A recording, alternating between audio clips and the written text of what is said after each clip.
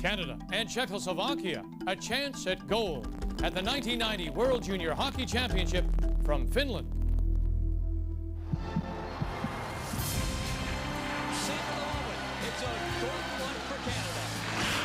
Hit it, beautiful move, shot on goal. What a play by Geraldine. It is over. Canada, world champions.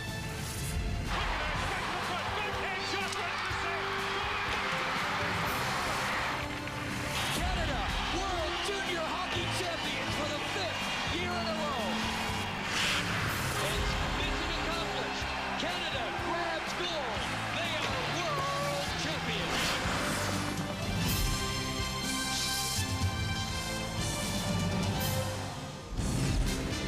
Hello, Canada, and welcome to another edition of Canada at the World Junior Hockey Championship here on ESPN Classic Canada.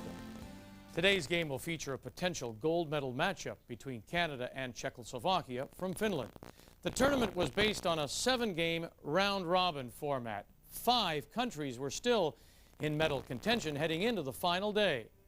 The 2 key games, though, took place at the same time, 150 kilometers apart, in Helsinki and in Turku. In Helsinki, the Soviet Union faced off against the Swedes. A Russian win would guarantee them gold. While in Turku, Canada needed to beat Czechoslovakia and then hope that the Soviet Union will either tie or lose to the Swedes if Canada hoped to win the gold. Team Sweden featured the NHL's first overall pick, Mats Sundin. Canada's opponents, Czechoslovakia, relied heavily on 3 star players, Captain Robert Reichel, Bobby Holik, and future NHL superstar Jaromir Jagr. Combined, they accounted for 50 points in 7 games. A young 18-year-old goaltender also made his international debut. Roman Turek was the Czech goaltender.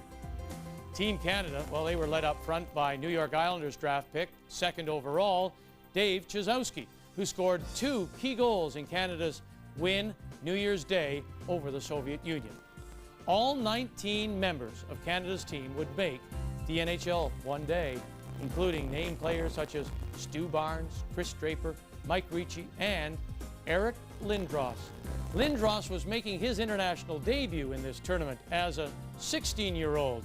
You know, up until that point, only Wayne Gretzky was the other 16-year-old to crack a Canadian junior lineup. Lindros was the most talked about player in the camp, partly for his immense talent and partly for his refusal to report to the Sault Ste. Marie Greyhounds, who owned his junior rights. He wanted to stay closer to his Toronto home. And Team Canada was certainly glad to have him. Well, I think he was a 16-year-old, and you know, some of the older guys were saying, like, you know, let's run this kid and let's get him. This was in the summer camp, and I remember the first scrimmage, you know, a couple of guys went out and tried to run him, and then the next thing you know, he was steamrolling over them. So I think they learned very quickly that he brought a lot to the table, and I think after the first 2 scrimmages in the summer, everybody accepted him for the fact that he was going to bring a lot to the table, and I think it was very obvious early that he was probably going to be able to play on the team. I think the first time I saw him was actually the summer camp we had that same year, and I saw him walk in. You know, this great big kid and real big, and I thought first maybe he was a football player because he was so huge. He was such a big name and such a physical presence. Even at that age, he was bigger and stronger than most players in the tournament. He's built. I mean, he was big bone type and one of those type of guys. And for 16, it was a bit of an eye opener. Well, you know, I was one of the older guys in the team at the time, and you know, to see him and to hear a lot about him, and you know, I was playing hockey at University of Maine, so I didn't see a lot of the junior guys. So for me, it was the first time seeing a lot of those players, and he really impressed me with his maturity at that young age and how strong he was and how well he played. I think he proved to everybody how good he was. And as it turns out, a day after arriving in Finland, Lindros got his wish. The Greyhounds traded him to Oshawa, where he would later that spring lead the Generals to a Memorial Cup. Dave Czechoslovaki, Stu Barnes, Stefan Fiset, all set to go up against Jaromir Jagr and Team Czechoslovakia, when we come back.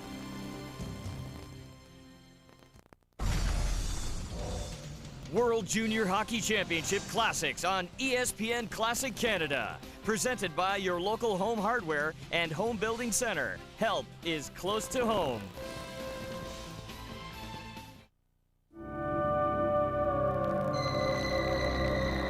We believe we can't let kids down when it takes so little to change so much.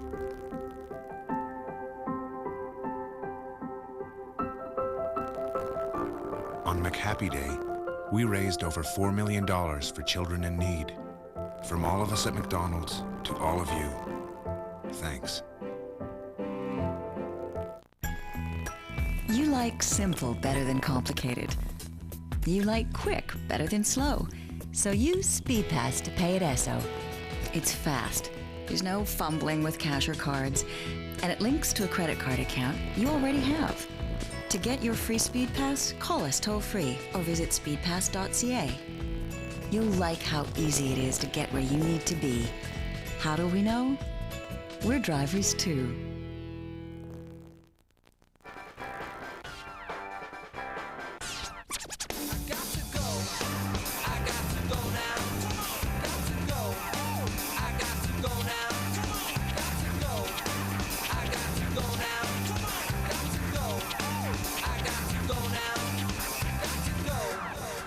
Introducing the Kia Sorento, truly an SUV for the 21st century.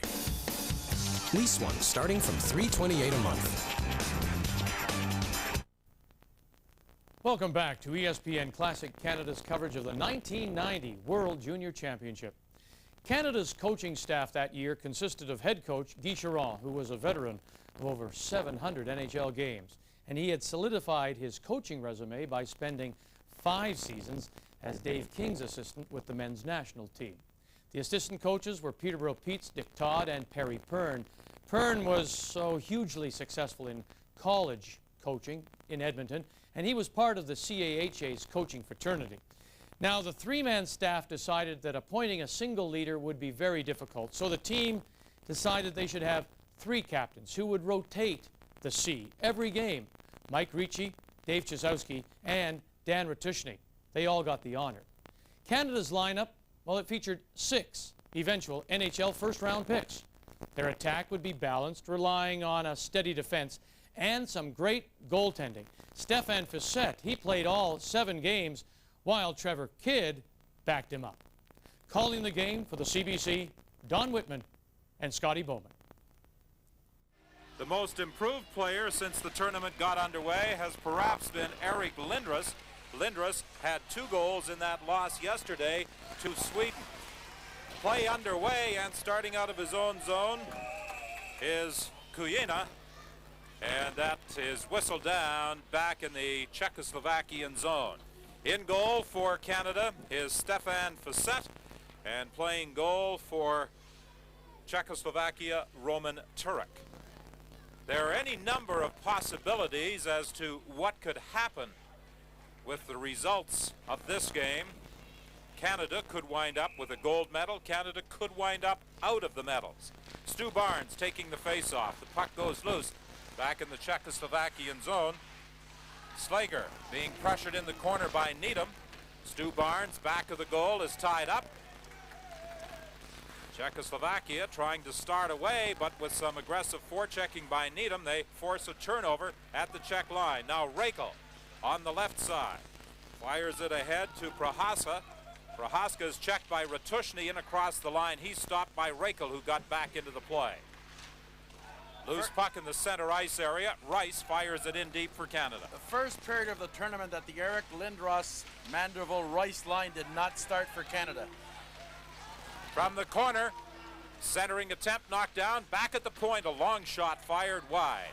From the other point, Brisbaugh working in, centering it. Manderville couldn't get a shot away. He was tied up at the side of the net. The puck loose in the Czechoslovakian zone. Stephen Rice with a big check. Barnes back of the net, couldn't center it, and there's a penalty coming up against Canada. Rice draws the penalty from referee Johansson. I think maybe it's slashing against Czechoslovakia. I'm not sure. It looks like Rice is going to the Canadian bench, so he's got a retaliatory high-sticking penalty on Czechoslovakia, the defenseman Slager taking the penalty. And that was strictly retaliation by Slager, as Rice really hit him with a good body check in the corner, and Slager retaliated, and that was the call by the Swedish referee Johansson. Canada saw the job that the Russian team, the Soviet Union, did against Czechoslovakia, going right at their defense and really playing the body. So Canada with a power play opportunity. Brisbois back in his own zone. His pass knocked down, and the puck is whistled down on an offside as it came in across the line. 5 power play goals for Canada. In fact, the game against Sweden, the key goal for Sweden after they were losing 4-2 coming on a Canadian penalty. That was a very costly penalty for Canada as Sweden got back in the game and finally won it. So that brings the face-off back into the Czechoslovakian zone to the right of Turek. Ricci gets the draw back to the line. Brisbois had a little difficulty but managed to keep it in. Lubas Rob trying to play it out, and he puts it over the boards and out of play. In this rink in Turku, like the rink in Finland, there's no protective glass running all the way along the boards. No, and there's a netting that runs from the goal line to the just past the blue line on both sides, but that's the same as the netting they have in the European rinks, Don, behind the net to protect the spectators. The puck is out of play if it hits the netting. So as a result, there are many more stoppages in play. Eric Lindros to take the face-off. 2 goals in that loss to Sweden yesterday. 2 fine individual efforts by the 16-year-old. He and Hollick are waved out of the face-off circle. So many superstars from junior hockey haven't looked good in this tournament, but Lindros has really played well for his 16-year-old. Lindros back to Brisbois. Long shot knocked down. The rebound, and that's fired wide.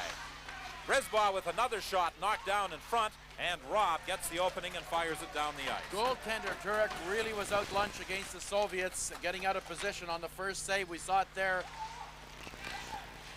Turnover in the Canadian zone. Zubek plays it into the corner. Plavsic for Canada moves it ahead to Needham. 17:36 remaining in this opening period. It's scoreless between Canada and Czechoslovakia, the final game of the tournament. Zubek moves it out of the zone to his twin brother. That's Peter to Pavel, but back comes Canada. Fired in by Stu Barnes. Behind his own net is by Kukul. Unable to get it out. Needham keeps it in. Barnes looking to center it. It's intercepted by Zubek. He clears the zone. Canada, though, the flow of the game created by that power play really in their favor. Good move with Ricci going for the net, and Ricci was checked by the goaltender Turek, who read it well. You saw Ricci, he reads the play very well. He's had a disappointing tournament for himself, but he is playing very injured with that sore shoulder. In across the line, Norris to Chizowski, back to Ricci. Ricci to Norris to Chizowski. He takes the shot, the save, the rebound, they jam away, and Turek manages to cover up. How many times have you been in the middle of a job and needed a different tool? And then you have to find it. Not a problem with the amazing new Benchmark Flip Grip. Only available at your local home hardware or home building center. When you need to switch, all you have to do is flip. From needle nose to flat nose and back. No more hunting around for the right tool. Flip Grip cuts and strips wire too. It's so versatile, you'll flip over it, and it's fully guaranteed. Pick up a Benchmark Flip Grip today, only $13.97 only at home.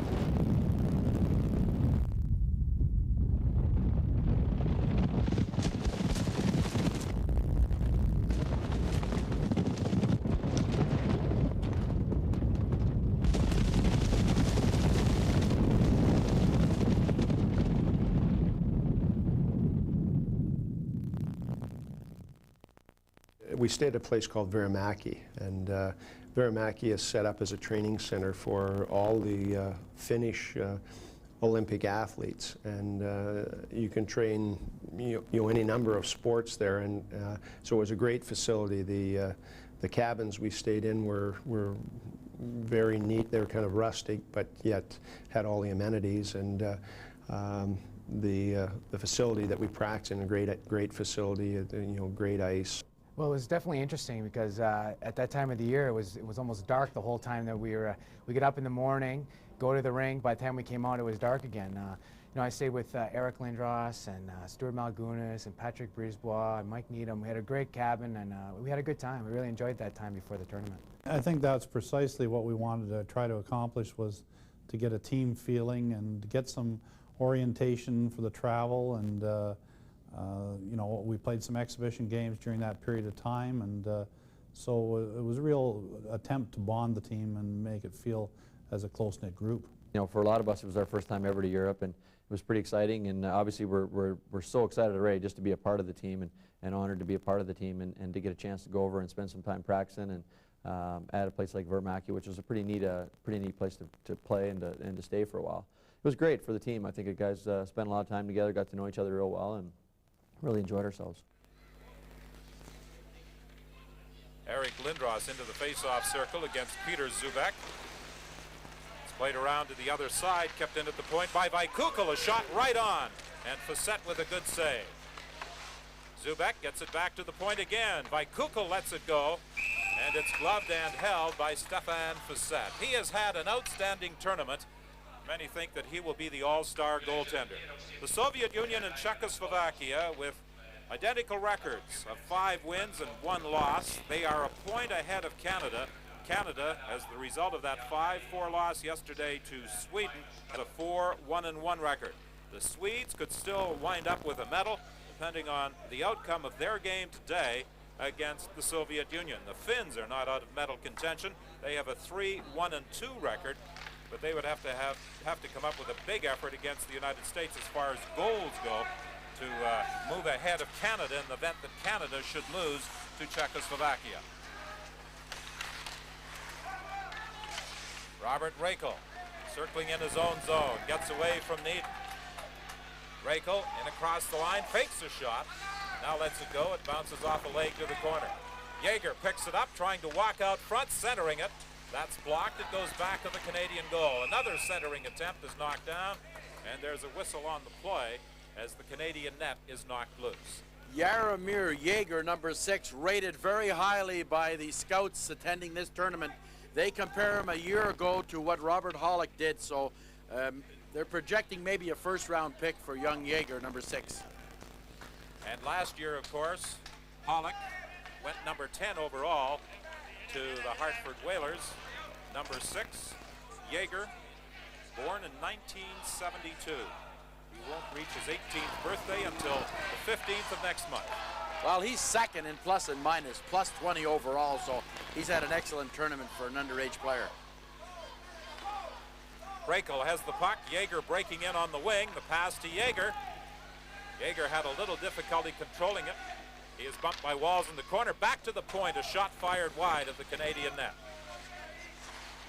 Controlled by Jaeger. He drops it back to the line. Slager lets a shot go through traffic. Knocked down by Walls. He can't get it out. And Jaeger just fired it wide. Here's another shot from the point. That is deflected to the corner. Kuina letting it go. Picked up by Ratushny. He plays it around to the other side. Canada having some problems getting out of its own zone. Draper is tied up along the boards. Rakel comes in trying to poke it free. Walls falls down and the puck winds up underneath him.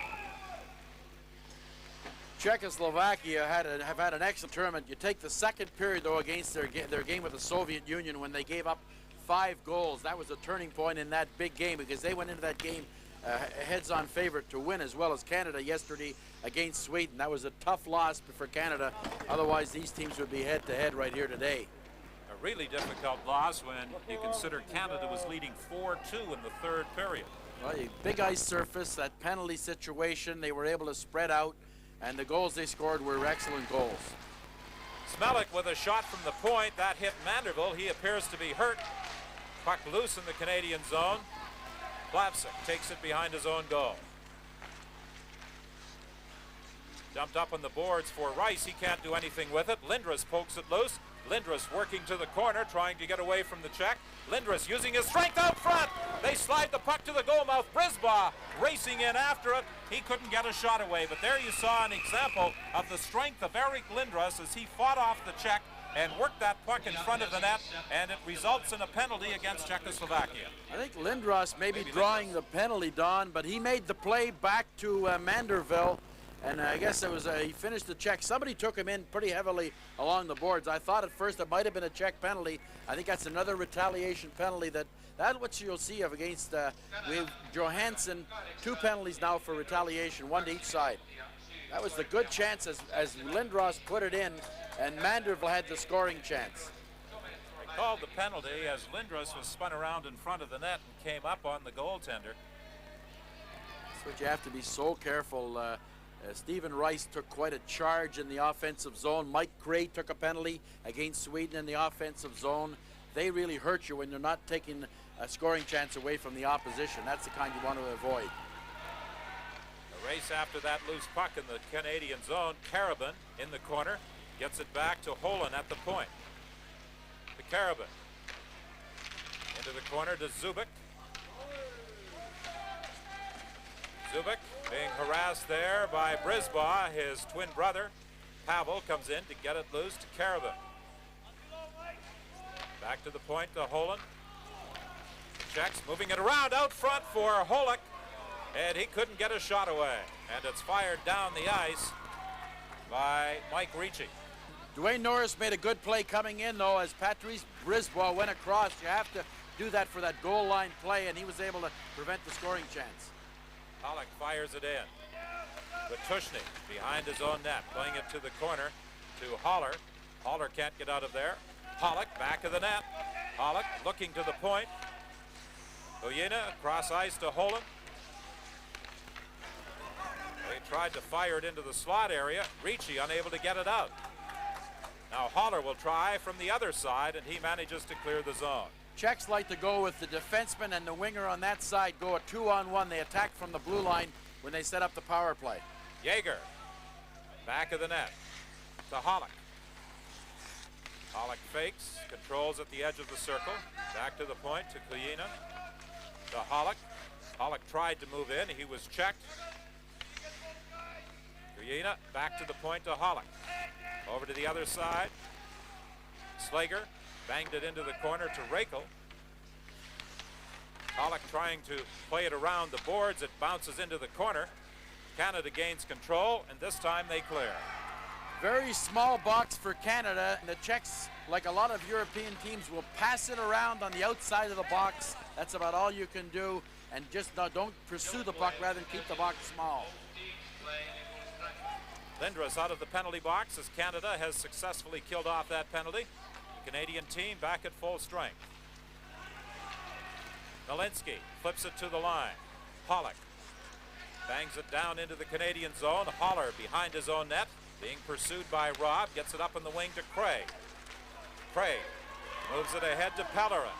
Pellerin to Lindros. Lindros leaves it there for Herter, and Herter's backhand shot just goes wide. In the corner, Stu Barnes trying to move into position. There's a penalty coming up against the Czechs. The puck out in front of the net, and it's banged just wide by Malgunas, who came racing in from the point. So with 10:35 remaining in the period, Canada will have a power play. How many times has this happened to you? Well, no more with the new Benchmark Retractabit. Comes with 6 preloaded bits, including the most common Phillips and square head sizes. Simply pick the one you want, slide it forward, and lock it into place. And now there's Home's new pocket-sized Retractabit Mini. With 5 bits and a ballpoint pen, it's handy and perfect for precision jobs. The amazing Retractabit in the new Retractabit Mini. Made in Canada, fully guaranteed, and available only at your neighborhood Home Hardware or Home Building Center. I thought about it when we brought the baby home. Life insurance. I wanted to deal with someone who sees the important things the way I do. I'm a person, not just a policy number.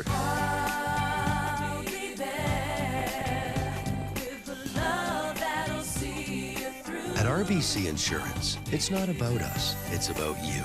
RBC Insurance. We'll be there with the bright solutions you need to make insurance fit your world.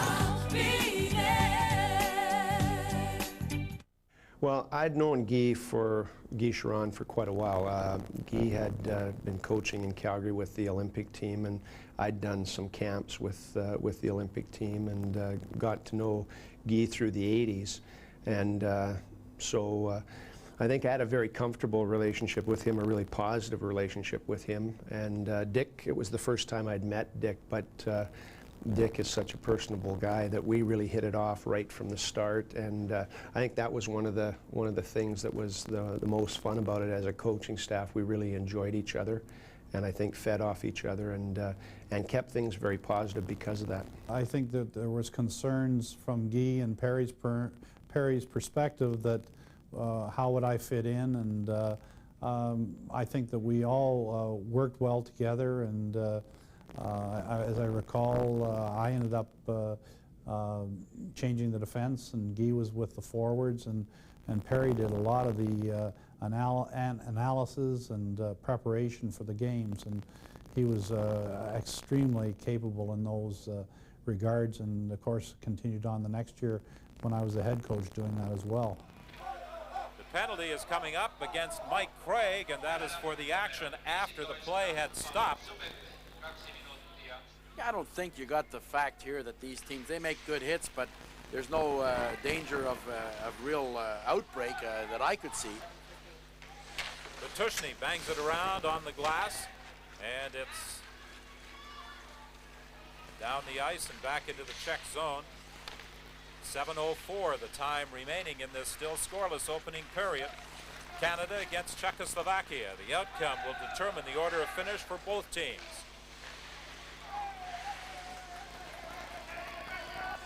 Back to the point to Hollick.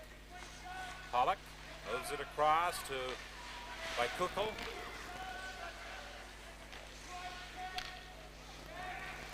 By Kukul at the point, sliding it into Prohaska. Hollick lets a shot go, the save by Facette. Canada unable to get it out.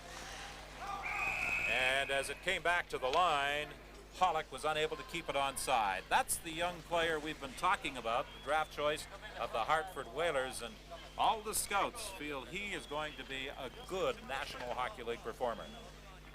His father, Yaroslav Hollick, was a tremendous national player for this team, wore number 5, and his uncle as well, Yuri Hollick. They were two tremendous players for Czechoslovakia.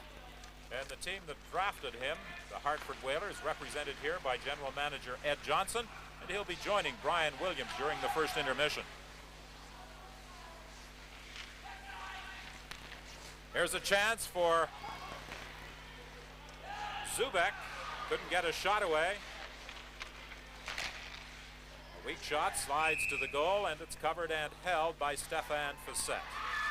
Big risk taking players from Europe, from some countries, but Hartford might have got lucky now with things freeing up with taking Hollick. They felt he was the best player at that position in the draft, and after seeing young Matt Sundin yesterday from Sweden at Quebec Nordics, took number 1 overall, Chizowski number 2. He showed a lot of skill yesterday. He doesn't seem to have the same fire, a different style of player than Hollick, Sundin is. Pavel Zubek in the face-off circle against Chris Draper. The two of them are going to be waved out of there.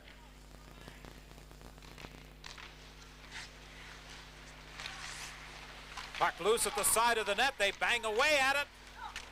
It's still loose right in front of the goal, and finally it's Pellerin coming up with it and firing at the length of the ice. Chris Draper really took number 22, Carabin. He had an open net, and he just took him right out of the play. A good play by Draper to save a goal for Canada. Zubak on the wing, shot right on, saved by Facette. Plavsic bangs it off the boards, but not out. Zubak in the corner. Back to the point now to Holland. Carabin behind his back for Zubak. And there's going to be another penalty coming up. I think it's after, it looks like Carabin, he's protecting himself, but he's the one I think that they've got for the penalty. It's going to be against the Czech team, and he looked like he was going for a fake along the boards, and now he gets a penalty after I think one of the Canadians took him into the boards. I'm almost reluctant to try and figure out which player is going to be penalized, Scotty, because where you think the action is taking place, that is not where the whistle is blown, and that is not the call that the official makes. He refereed, I'm sure that it was Johansson that refereed the game between the Czechs and the Soviet Union, because he was instructing near the end of the game. He wouldn't let line changes happen, and he's in command. He's a very officious referee, though. He certainly wants nobody to get any kind of an advantage, even on the line change. Dick Todd asked earlier, you know, because I think Canada looks like they might be the home team. They were trying to make the last change, and he came over and talked to assistant coach Dick Todd of Canada. And you see the very short peg that is in the goalpost that keeps it anchored in position, and it doesn't take much to move that net out of position. Well, if you have a player with a broken stick, your goaltender can get you off the hook pretty easily if he has a little bit of savoir-faire getting that net pushed off. We saw Stefan Facette do that in one game earlier in the tournament. Just a slight nudge, and that net. Well, he's been everything Canada expected, Don Facette. He was beaten for 3 goals in a hurry yesterday, but they were all point-blank shots, one on the power play. They got inside the box, and I would say from Canada's standpoint, Facette has given them the goaltending, the type you need to get a medal. Well, the penalty to Craig has expired, so now with 1:55 remaining in the penalty to Karabin of Czechoslovakia, Canada will have a man advantage. Now Gunas back into his own zone. Rink wide with it to Brisbois. Now here's a stolen puck by Reichel. He hit the goalpost. Best scoring opportunity so far as Reichel bounced it off the post. Plavsic. Korchak, Czechoslovaki. Walls helping him out back of the net. Walls is tied up and comes loose to Czechoslovaki. Around the boards for Brisbois. A shot on, knocked down in front. Flipped ahead to Reichel. Reichel had streaked out into the neutral zone and just failed to gather in that long clearing pass. Smelik out of his own zone along the boards to Hollick. Hollick plays it back to his own line to Malinsky. He fires it into Canadian territory. Canada a little careless in their own zone on this power play, but now they go to the attack with 47 seconds left in the penalty. Walls has control. Wes Walls back to the point to Brisbois. Over to the other side to Plavsic. Back of the net. Canada attempting to center it as Walls was driving for the goal, but the pass never got through. Ricci knocked down behind the goal.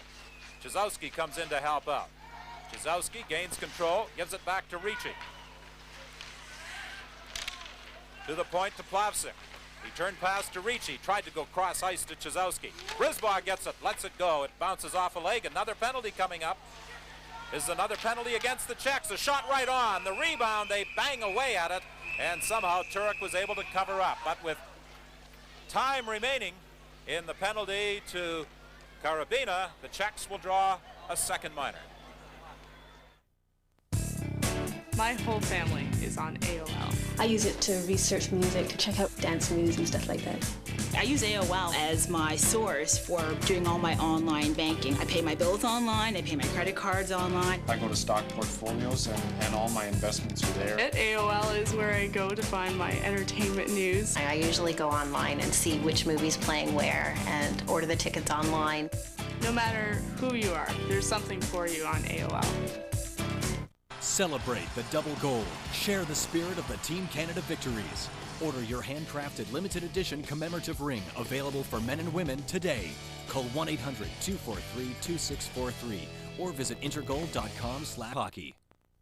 I actually think that we went into the last day of the tournament in a situation where we could have been anywhere from a gold medal to out of the medals. And you know, we needed the right circumstances to happen. And obviously the one thing that we controlled was winning the game against the Czech Republic, and they were a very, very good team that year. They had the best line in the tournament, Holik, Jagger, and Reichel, and they'd been dominant, that line.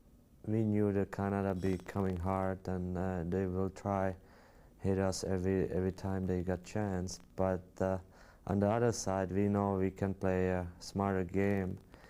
And everybody knew if we win that game, we can win the gold medal. They were a very good hockey team. I remember going into that game, all of us thinking thinking positively, like, hey, we're going to go and we're going to win this game.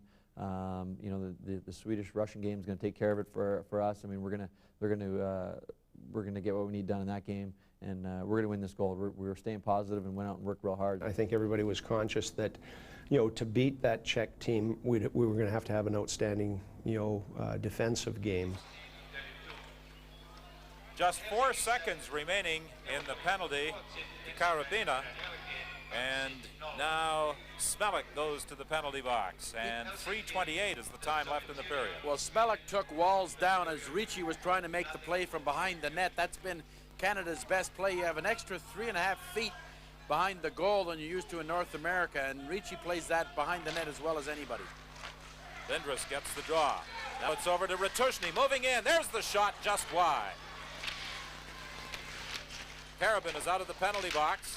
Lindros gets it back to the point. Haller with a shot, right on, loose puck at the side of the net. And the Czechs are able to gain control to the line. Ratushny trying to keep it in. He's unsuccessful, and Haller has to retreat into his own zone.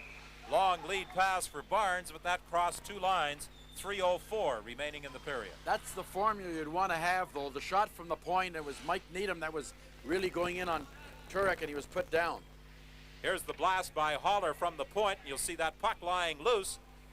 And a Canadian player unable to reach that puck with Turek down and out of position. 2-0 at the end of the first, the Soviet Union leading Sweden in the other game that is being played this afternoon in Helsinki. Slager to Jaeger to Reichel. Reichel tried to get it back to Slager. He overskated it, and here comes Canada, 3-on-2. Led by Barnes. Needham going for the net. Couldn't quite reach the pass.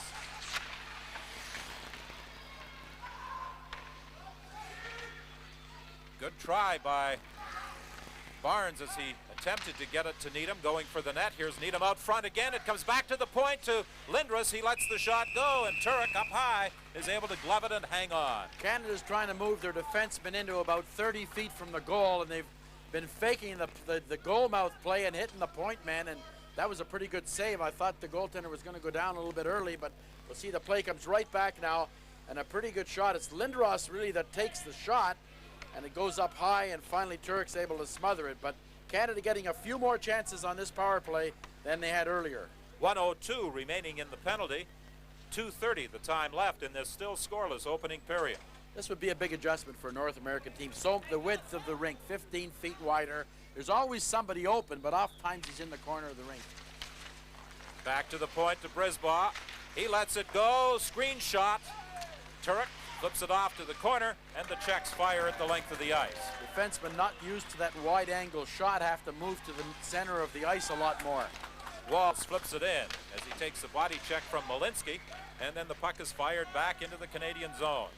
Facette playing it up to the blue line to Plavsic. He moves it ahead to Chizowski. Chizowski couldn't do anything with it. 27 seconds left in the penalty. Plavsic starting from his own zone. Ahead to Brisbaugh. Brisbaugh, rink-wide pass intercepted by Robb. Stolen from him by Walls. Here he comes to the attack, moving into the slot to Ricci, and his shot is deflected up high. Ricci gains control, but the whistle goes as the net is knocked loose. You talked about the width of the rink, Scotty, and one of the areas where the rink is so much wider is right at the goal line. It doesn't funnel in towards the end of the building as we are accustomed to seeing. Straight away in this building is probably between 60 and 70 feet. Ours usually is about 42 feet before it hits the curve, and I think the goaltender made that save with his helmet.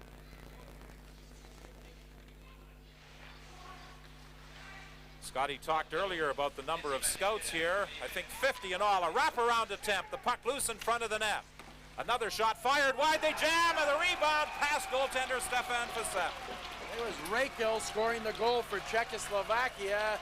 His 11th goal of the tournament in the last minute of play in this first period, and they've been tough plays from behind the net. They tried the wraparound first.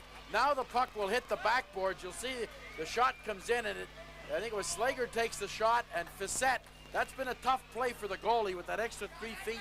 He just didn't get across quick enough, and Reichel hanging around the net was able to put the Czechs ahead 1-0. The Shot fired wide, and as the rebound came out the other side, Reichel right there at the side of the net. And for Robert Reichel, that's his 11th goal of the tournament. He leads the tournament in scoring. I think Cliff Fletcher and the Calgary Flames have a good prospect in this young man. Taken about the middle of the 4th round, 70th overall, you get a player of that caliber. That's probably, you know, the experience of the Flames organization drafting a European. They've been so successful with their European drafts, fellows like Lube, and now they got Reichel on their list as well. Brisbois behind his own net. For Rice, he overskates it. Rob keeps it in. Spin around shot by Mock is fired wide. Smelik at the other point. Flips it in. Brisbois knocks it down. All he can do is bang it off the boards into the center ice area.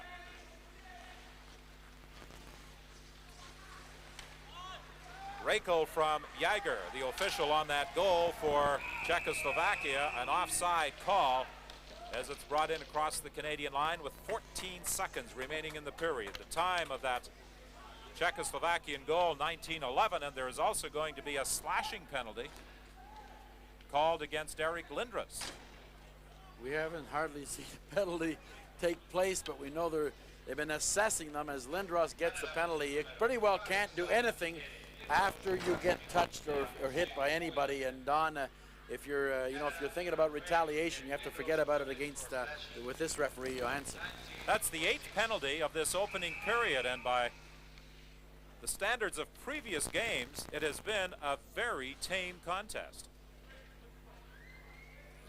Eric Lindros, very aggressive player, and I think it's only Steve Rice that has more penalty minutes. Steve has 16, and that would be, I guess, is that his second of this period? So he's up to 14 minutes. He's a very aggressive player for his age, and fit in very well, though, without any major junior or university experience. That's the big thing that most people forget about Lindros, is that he has only played Junior B.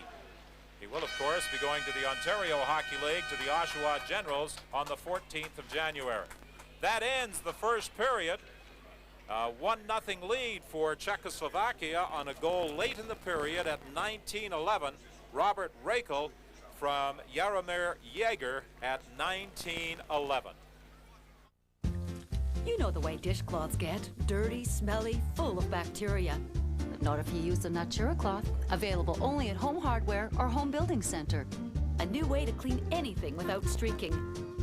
Made from wood fiber, the 8-layer lint-free Natura cloth rinses clean and germ-free and is super soft. You can only buy the Natura cloth at home, and every purchase helps support the Tree Canada Foundation. The amazing Natura cloth, only $2.97.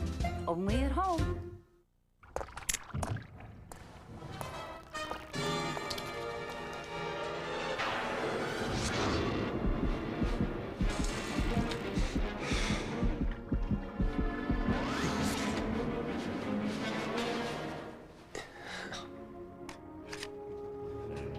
Nicorette gum. Take it one craving at a time.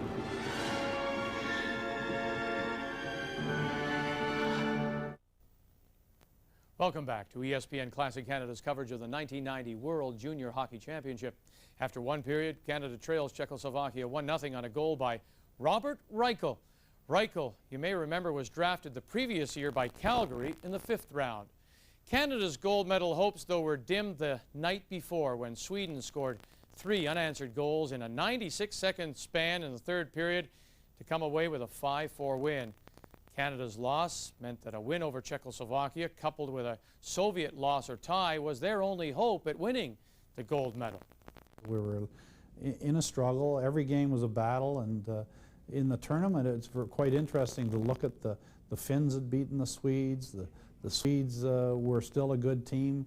They only lost 2 games in the tournament, and you know, they had some great players and they were great skaters, and we were leading, and then all of a sudden they got a goal, and bang, bang, bang, within a 2-minute period they had 2 more and took the lead, and we just couldn't come back from that. It was a tough game because I didn't think we really played that well, and you know, giving up that many goals in that short period of time, it really hurt us. But I thought that we still had a chance. Some things had to happen towards the end of the tournament for us to get an opportunity, and we just had to focus on playing. Well, it's the old thing. We've won. We've clinched. We beat the Soviets. The rest of the tournament's ours. Well, you know what? it's not yours, and you should never be overconfident, especially in this tournament where it's 16, 17, 8-year-olds with emotions and emotions that can run amok because there's no way to really keep them in check because they've never, for a lot of these kids, been in this situation. They just beat the Russians, a team that's supposed to be, after Canada, the power in the world. Meanwhile, the Swedes are a pretty good hockey nation, and there's, was it a sign of disrespect? Not as much as a sign of a casual approach to a game, which they shouldn't have had. The coaching staff probably could have done a better job preparing them.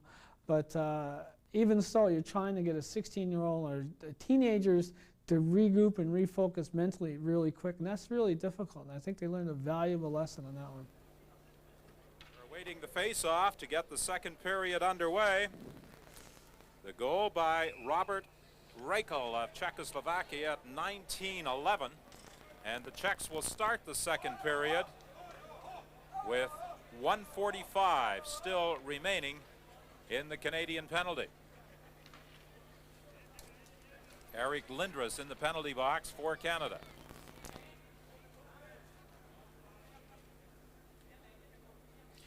Guy Charon talked with the referee at the end of the first period, and we had the motion, keep the sticks down, and he wouldn't call the penalties. We'll have to wait and see if they're going to do that.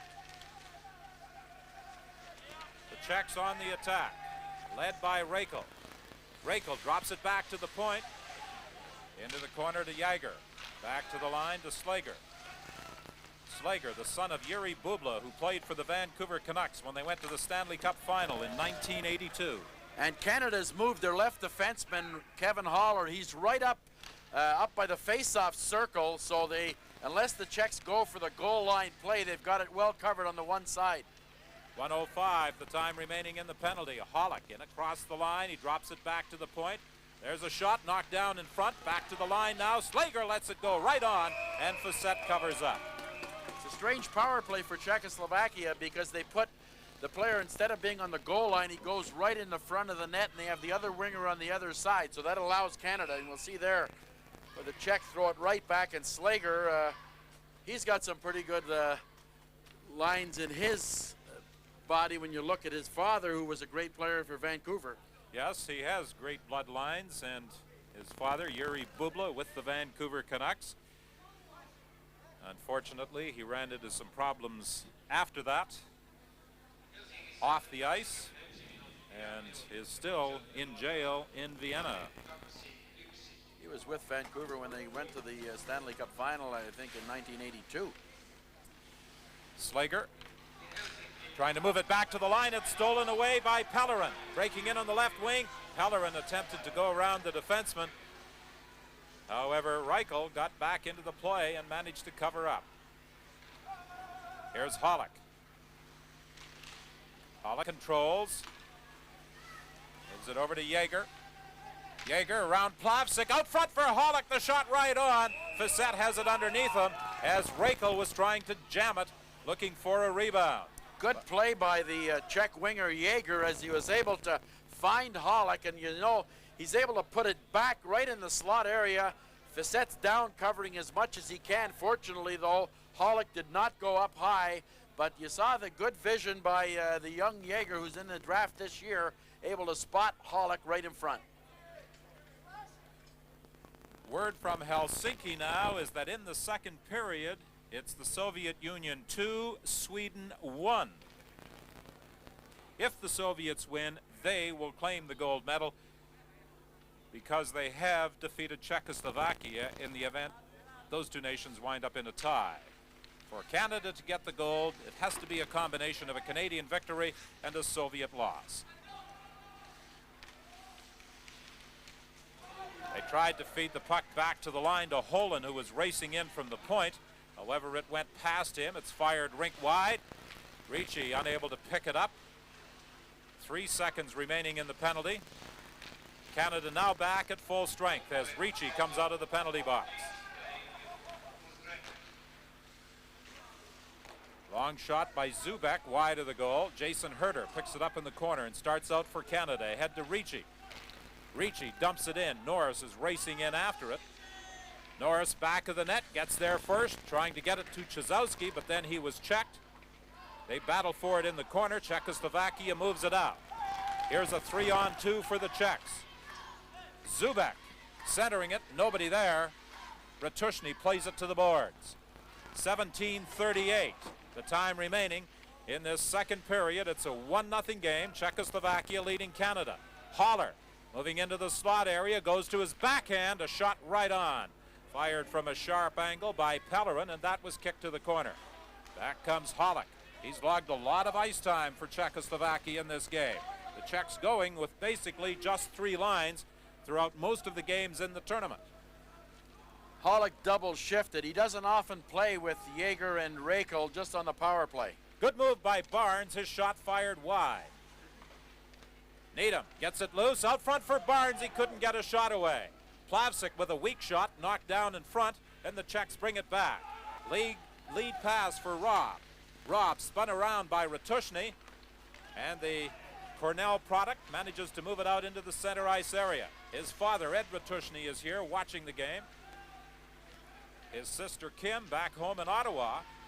She is going to try out for the women's hockey team and the women's hockey championships that will be coming up in the nation's capital in March. 16:27 is the time remaining in the second period. It's 1-0, the Czechs leading Canada. Have you ever accidentally overfilled a gas tank? It happens every day, causing real environmental damage. You can help stop that damage with the new Flow and Go EnviroPump. Only at Home Hardware or Home Building Center. Developed and made in Canada, Flow and Go attaches to any standard gas container. Turn the valve, squeeze the handle, and fill any engine easily. No harmful spills, no wasted fuel. Pick up your Flow and Go today. Only $24.97, only at home. This trip meant so much to us. So when it came to travel insurance, we wanted to deal with someone who understands. Someone who'd be there if we needed them. I'll be there with the love that'll see you through. At RBC Insurance, it's not about us, it's about you. RBC Insurance. We'll be there with the bright solutions you need to make insurance fit your world. I'll be there. The team in 1990 was composed of one superstar at the time, Dave Chizowski, who really led the tournament in scoring, but a lot of defensive-orientated core players that were checkers and hard workers. We were looking for speed. Having a well-balanced situation, we had that, and you could probably go down the list and you know, just point each guy out and give their qualities or their attributes and what they brought to the team, and you'd probably find a little bit of everything. Canadians always don't bring the best players, but they'd like to say they bring the best team. Okay, your first 2.5, 3 lines are offensive. First 2 lines are offensive, then you get into a checking mode and then a real grinding mode. So they like to have that mix. They just don't bring all offense. And they've since changed that a little bit. But their philosophy then, not the best players, but the best team. 16:27 remaining in the second period. 1-0 Czechoslovakia leading Canada. In that all-important game being played in Helsinki, it's 2-1, the Soviet Union ahead of the Swedes. They are also in the second period. Craig fires it in. Turek pokes it back in the net. It's hammered up along the boards, and the Czechs go to the attack. Getting back quickly is Craig to intercept. Craig slides it ahead to Walls. Walls in front of the net! And the puck just bounces wide as Draper was driving for the goal. Good play by Wes Walls, who plays junior hockey with Lethbridge, a draft choice of the Boston Bruins. A centering attempt. Now it comes back to the point. Long shot fired wide. Guyana let it go. Back comes Canada. Walls with a shot right on. The big rebound picked up by Jaeger. Jaeger tried to slide it ahead to Rakel. It was knocked down at the blue line by Haller, but Jaeger persists and brings it into the Canadian zone. Now, Lindros starting back, working up speed as he moves in. He has Manderville with him. Lindros back to the net, out front for Manderville. Another shot knocked down by Rice. Rice taking the shot, Turek knocking it down. but Lindros swing back of the net, sliding it out front, and Manderville was tied up, couldn't get the shot away. Picked the puck up about 20 feet inside, and he couldn't put the puck on the net because the goalie had committed, so came around, threw it in the slot area. Rice had the chance. Turek was able to get in there and go down, but the best rush of the tournament for Eric Lindros as he took the puck behind his own blue line, sped down the right side. Rice ran interference on the defenseman, and he had the presence of mind, Don, not to take the shot because the goalie had the angle covered. Long shot from the point, goes wide. The rebound flipped wide of the goal. This line was perhaps the most effective line for Canada in yesterday's game, the 5-4 loss to Sweden. Long shot from the point by Plavsic. That's gloved and held by Turek. They played very well in the earlier games because of their aggressive play, stayed away from penalties. Unfortunately, in that Sweden game, they took the big penalty with a little over 10 minutes to go. Young Stephen Rice, he'd like to forget that one, but they've played aggressive hockey and they haven't really been penalized anymore. Bonnie Lindros, the lady in the white coat, the mother of... And Mike Draper on the right side, his son, of course, number 19, and Eric Lindros, number 8 for Canada. Lindros has it, trying to get a shot away, comes back to the line, kept in by Ratushny. Lindros with a shot that goes wide to the corner. Manderville for Lindros, wraparound attempt. He jabs away at it, it goes behind the goal, played up along the boards and down the ice as Ratushny was unable to reach it back at the point. And this is an icing call against Czechoslovakia with 14:24 remaining in the second. The big question in most of the scouts' mind on Eric Lindros, how would he reach this next level, World Championship play? A lot of players 19 and 20 years of age coming up, and I would say he's reached it with ease as he gets better with each period. Ricci in the face-off circle. He is waved out. Norris will move in. Karabin wins the draw. Poland checked along the boards by Chizowski. It comes back to the point. Jason Herter lets the shot go. It's knocked down in front, and Czechoslovakia starts back. Karabin leaves it there. Zubak to Karabin. Backhand shot. Big save by Facette as he had Karabin right on his doorstep. The 3-on-3, they got confused. Canada's defense came up and got trapped, and the Czech forward, Zubak, went right up the middle. Jason Herter, who missed most of the game against Finland with a knee injury, played against Sweden and is playing again today.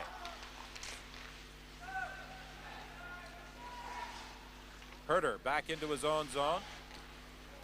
Flips it around to Malgunas. Malgunas being pressured in the corner. Falls, the puck loose.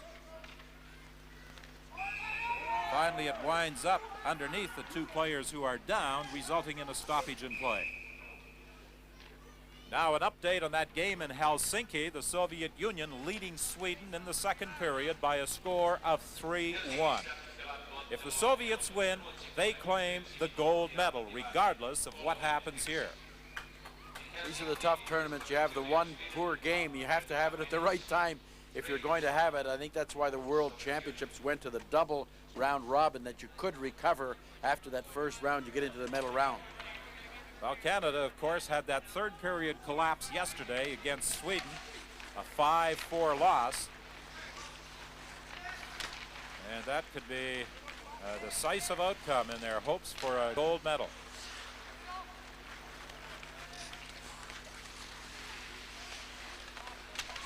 Pollock leaves it there for Robb. Fakes the shot. Now lets it go right on.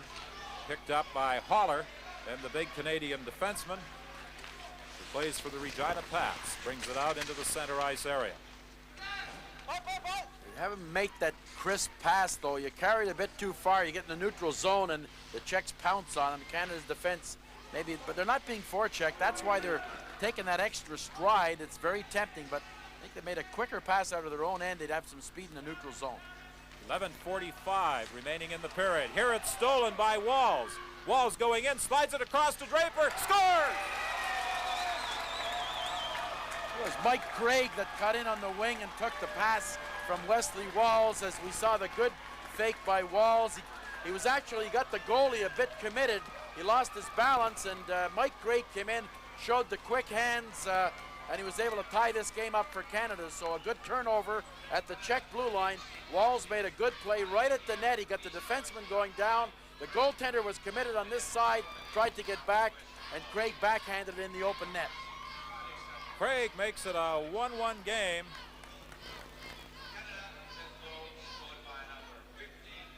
So Canada gets back on even terms. A number 2 draft choice of Minnesota in 1989, Mike Craig, scoring the goal on a beautiful pass from Wes Walls. Saw the skill level of Walls and Craig. It was evident in an earlier game. They're quick skaters. Needham trying to drop it back to Barnes. Needham gets it again in the corner. To Plavsic, his shot. And I think the goaltender, Turek, just got a piece of it. Out front, Needham couldn't get a stick on that puck right in front of the goal, but there is a penalty coming up. And the Czechoslovakian player, Slager, is going to be going off at 8:53 of the second. My name is Amanda. I'm 13 years old, and I love hockey. I play defense and goal, and I'm pretty good. Maybe not as good as Wayne Gretzky, but I did beat him at one thing. Thought you were a better stick handler. So did I. We've helped close to 500,000 exceptional kids like Amanda. Ronald McDonald Children's Charities, making special kids feel special.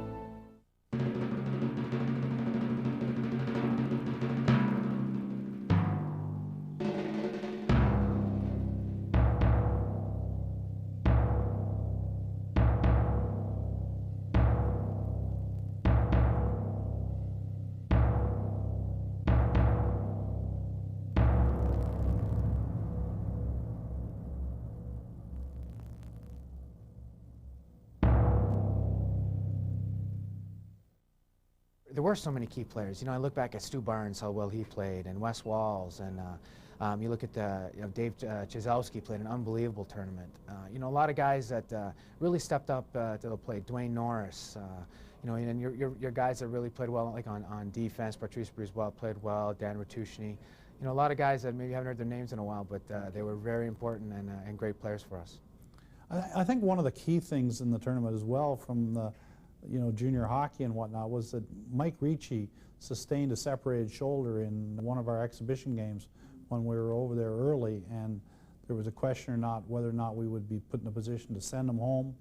He was going to be a key element to the team, and we had to make a decision. He was my player, and should he stay, and would he, when he missed the first couple of games, would he be good enough to continue, come in off the injured list and play and contribute. So it put everyone on the spot, and we made the decision to keep him, and it turned out to be a good decision. He was a valuable asset in the long run for the team.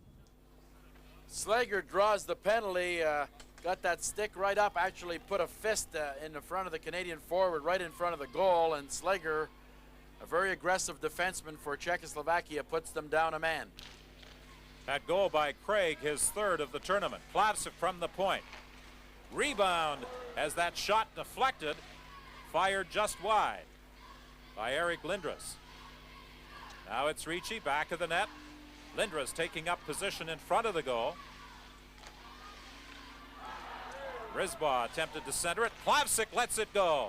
Fired just wide. Brisebois with another shot. Wide of the net. Ricci in there to dig out that puck, back to the point. Ricci, back to Brisebois. Brisebois across to Plavsic. Plavsic slides it into Lindros. Back to Plavsic. His shot, a weak one, knocked down in front, and Hollick brings it out for Czechoslovakia. A long shot off his skate to the corner. Picked up by Brisebois. He tried to slide it ahead to Ricci. He didn't see the pass coming. Kept in by Canada. Lindros has it. Lindros moving in front, gives it to Ricci, back to Lindros. The pass didn't get there. Lindros, back of the net, out front. Czechoslovaki was checked. Brisebois Behind the goal to Lindros, to Ricci. He was trying to get it back to the point to Brisbois. He was out of position. The key, though, your point men have to be a lot closer together because of the width of the rink. Otherwise, they're playing on the sideboards. Rekel steals it in the Canadian zone. 32 seconds remaining in the penalty. Now it's picked up by Plavsic. Plavsic bringing it out for Canada. He dumps it in. Going after it is Barnes. Barnes plays it over to Czechoslovaki. Czechoslovaki tried to get it back to the point. It was knocked down by Jaeger. Jaeger going in. Good save by Facette. Went to his forehand. Facette backed into the net. Had he challenged, he might have been beaten. Made a good save coming back. Stu Barnes flips it back of the goal. It's loose behind the Czechoslovakian net. Now the Czechs at full strength. Rekel fakes the shot, trying to go around Ratushny. Gets it out front. A shot and a save by Facette. That's the favorite play of a lot of European teams. Rekel, as he's going behind the net, throws it back out the same side, but Facette makes a good adjustment, and normally in North American hockey, it'd slide to the other side. He hung with the post, and that's what they do oftentimes. The rink is so wide that you'll be able to fake going in, and he throws it right back against the flow. And that's the breakaway that Jaeger had, but Facette played him one-on-one, and he'll back right into the net now as he tries to go on his forehand. He's playing the right side. You see right there the stretch of Facette. Very evident there. He's got very long legs. From the face-off, a shot by Karabin fired wide.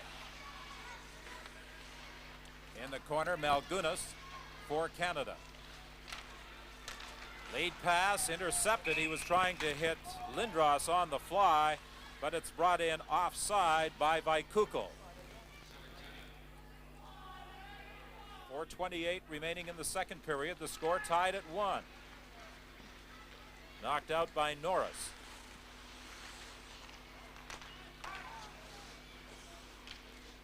Czechs running into some problems as they attempted to bring it in. Now Ratushny gives it to Haller. Haller throws it into the slot area. Vaikukul controlling for Czechoslovakia, centering attempt, and that is broken up and brought out by Norris to Czechoslovaki. Czechoslovaki tried to throw it back for Ricci. It comes to Norris. He scores. It deflected as Czechoslovaki was looking for Ricci, and it is Norris, I believe, who banged it in on the backhand. Norris' speed got him right in front of the net. He picked up the loose puck, and you'll see as Norris goes, the Czech player loses it. I think it was Karabin that lost it, and Norris went right at the net. You'll see him come right here and pick up a scrambled play as Karabin loses it. It looked like Ricci might do it, but finally Norris is able to shake off his Czech. He comes in and slides it right in the middle. Initially, Czechoslovaki was looking to throw it into the slot to Ricci, who was driving for the net, but as it went off the Czech defender, Norris spotted the loose puck. The native of St. John's, Newfoundland, went to the backhand and slipped it between the legs of Roman Turek, and Canada leads for the first time by a score of 2-1, 3:48 remaining in the second period. Brisbois brings it in for Canada. It's offside. He's on a hockey scholarship, young Norris, to Michigan State, and said he was be willing to give up part of his scholarship to try to make Canada's national team. So, you know, he's a pretty dedicated Canadian. It's interesting, his father, a professor at Memorial University in St. John's, Newfoundland, is on a sabbatical, and he is studying for his doctorate at Michigan State, so the entire family has moved to East Lansing, Michigan, as the son attends Michigan State on hockey scholarship, and the father is there studying for his doctorate.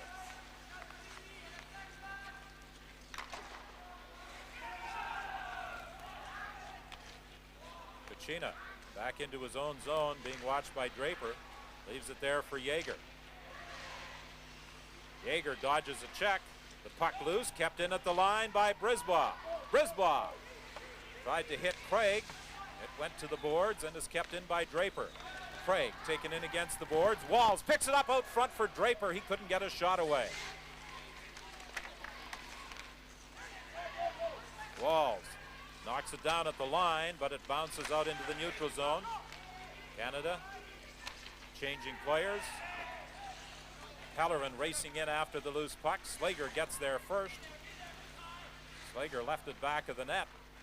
2:47 remaining in this second period. It's a 2-1 game, Canada in front. Rice in across the line. He's spun around. Rakel gets it out of the zone, firing to an open wing. Picked up by Jaeger. Jaeger trying to go around the defenseman Malgunas. Malgunas poked it away from him. Jaeger gets it back. Now Lindros comes in and starts out for Canada. Long lead pass for Pellerin. It's knocked down into the Czechoslovakian zone, and Slager is back. Slager takes a hit as he is hammered into the boards by Rice. Malgunas goes cross ice with it. Pellerin takes that lead pass. Pellerin a weak shot that is gloved and held by Turek, with Jason Herter driving to the net looking for a rebound. Well, Canada physically much stronger than the Czech team. We haven't often seen that. Malgunas made a terrific play behind the net to pull the puck away from the Czech forward. They went up the ice, and tremendous checks by Rice and Lindros to create. The flow of the game has gone in favor of Canada, and I think in a situation like this, Canada cannot really worry what happens in Helsinki. If they win here today, then they let the chips fall where they may. 2:03 is the time remaining in the period. A victory by Canada would assure them of a silver medal. A victory and a loss by the Soviet Unions would give them the gold medal. Now, there was a situation where Norris was hauled down. A safe call, and he wasn't sliding into home either. No penalty call on the play, however. Fired out of the zone. This will be icing against the Czechs with 1:36 remaining in the period. Fortunately, I think the game has been better in the second period. Looks like Johansson has kind of gone with the flow a lot more, maybe taking control in the first period, but it's been a much better second period. I said that the Canadian team is assured of a silver medal. If the Soviets should tie with Sweden and Canada win, then Canada would claim the gold. A loss for the Soviet Union would also mean a gold medal for Canada. That head-to-head win by Canada over Soviet would be the difference in that tie situation.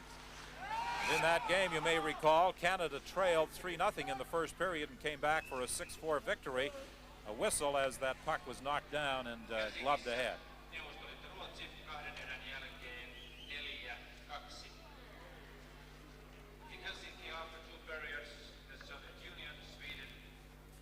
.122, the time remaining in the second period. In Helsinki in the second period, it is 4-2. We understand that is now at the end of the period. The Soviet Union leading Sweden. We can't speak Finnish, but we know when the scores are announced, when it's a 2-goal difference like it was there's no reaction. But when it became 3-2, the crowd really cheered. We're into the final minute of the period. Well, perhaps the Swedes can come back against the Soviets in the third period as they did against Canada last night in winning by a score of 5-4. Canada at one point in the third period held a 4-2 lead. David Chizowski and Eric Lindros each had 2 goals. Prohaska centering it, knocked down in front by Haller. He gets it ahead to Draper. Haller breaking up on the left side. The pass just a little too far for him. 25 seconds remaining in the period. Lead pass to Rakel. Rakel trying to go around Ratushny. Ratushny rides him off to the corner. The puck is loose, and Canada goes to the attack. 3-on-2. 13 seconds remaining. Draper with a shot. He fired it wide. Prohaska brings it out with 4 seconds left for Rakel. Rakel moving in. Fakes, lets it go. The save just as the horn sounds by Stefan Fossett.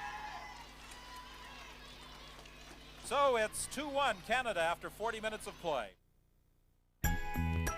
You like simple better than complicated. You like quick better than slow. So use SpeedPass to pay at Esso. It's fast. There's no fumbling with cash or cards. And it links to a credit card account you already have. To get your free SpeedPass, call us toll-free or visit speedpass.ca. You'll like how easy it is to get where you need to be. How do we know? We're drivers too. 1996, Canada versus Sweden, and 1997, Canada versus the USA, the Drive for 5. Classic World Juniors continues today at noon on ESPN Classic Canada. As we look ahead to Super Bowl 37, you can help determine the programming for our Classic Super Bowl week. Visit us at tsn.ca/classic for all the details. Results will be announced at the start of Classic Super Bowl week, January 20th on ESPN Classic Canada. Welcome back to ESPN Classic Canada's coverage of the 1990 World Junior Hockey Championship from Turku, Finland. Canada potentially 20 minutes away from a gold medal after second period goals by Mike Craig and Dwayne Norris. Norris played college hockey at Michigan State, and he was one of 5 U.S. collegians on the team that year. Meanwhile, 2 hours away in Helsinki, the Soviets were in front of the Swedes 4-2 heading into the third period, and so a Russian win and Canada's gold medal hopes would be over. A victory by Canada will assure them of at least a silver medal. A victory here and a loss by the Soviet Union will give them the gold. Even a tie between Sweden and the Soviet Union will result in a Canadian gold medal. An icing call against Canada, and that comes just 22 seconds into this third period.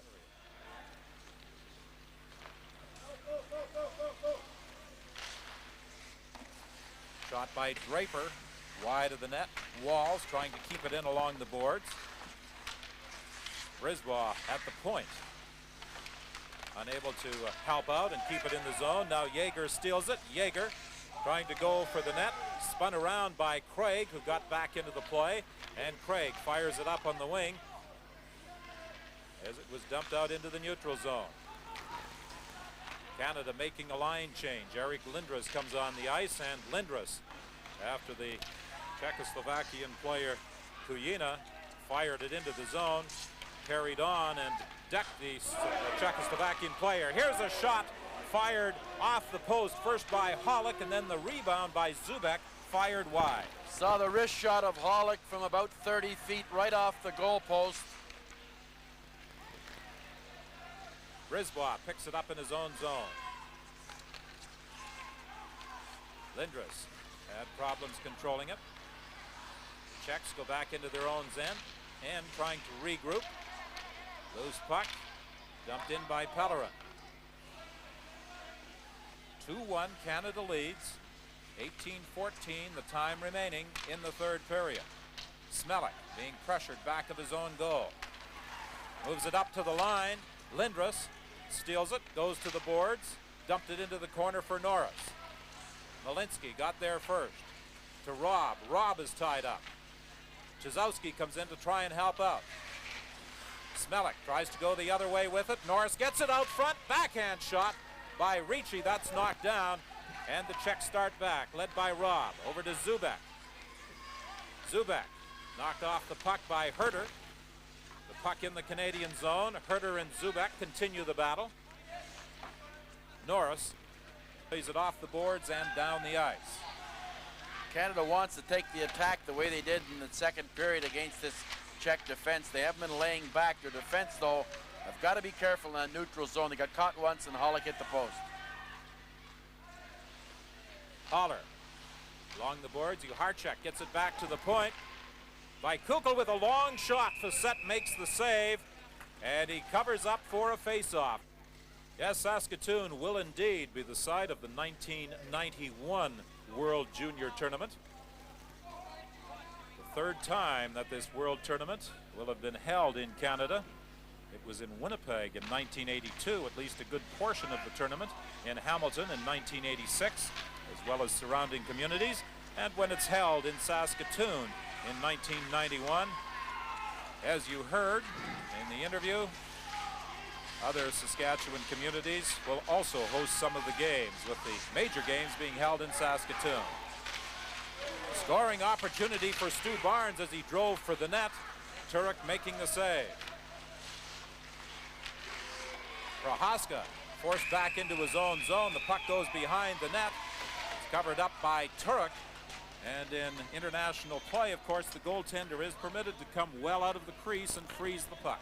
And young Mike Needham, he tried as hard as he could to draw that penalty as he collided with the goaltender. Defenseman Slager came in and gave him a little shot, and he goes down very quickly and looks at the referee trying to draw that call. The goaltender freezing the puck once again behind the goal line. But a good chance earlier by Canada on those quick plays in front of the net. 16:34 remaining in the third period. 2-1. Team Canada leads Czechoslovakia. Robert Hollick, who was the 10th draft choice overall by the Hartford Whalers last year. As you heard Eddie Johnson say, they look for this young man to join the National Hockey League team, and they expect big things from him as a pro. Plavsic keeps it in. He plays for Peoria in the International Hockey League. Brisbois at the point, long shot just wide. Lindros was going for the net. He was tied up and couldn't get his stick on the puck for a possible deflection. Lindros works in. Good move as Lindros slides in, flips the shot loose in front of the net, and Turek covers up. Lindros had to really extend himself to take the pass in the neutral zone over center ice. It showed the extra length and stretch that he had. He was able to keep it onside, went in and put it between the defenseman's legs, and also it looked like he was trying to get the pass across, but got it at the goaltender, one-handed it. So, you know, he's just getting better each shift, Don. And he has played a very physical, intimidating type of game, particularly yesterday against Sweden. Yes, there was some speculation, should he be on the team, and no doubt about it. Just 16 years of age, and of course, if he were to remain with the junior program, he could wind up playing in 4 tournaments. I think that's stretching it, Don. He may only play in 2. Rakel of Czechoslovakia is playing in his 4th tournament. And as you heard Bob McKenzie say, as we get an icing call against the Czechs, he has taken over the all-time tournament scoring leadership. Esa Tikkanen and Alexander McGillney each had 35 points to share that distinction prior to the standout performance by Rakel this year, 11 goals and 10 assists. Have we got a penalty call coming up against Canada? He looked at the Canadian bench. I don't think they're... Haller's over there talking with Johansson, but I thought originally he was going to take the face-off back to center ice, but it's deep in the Czech zone.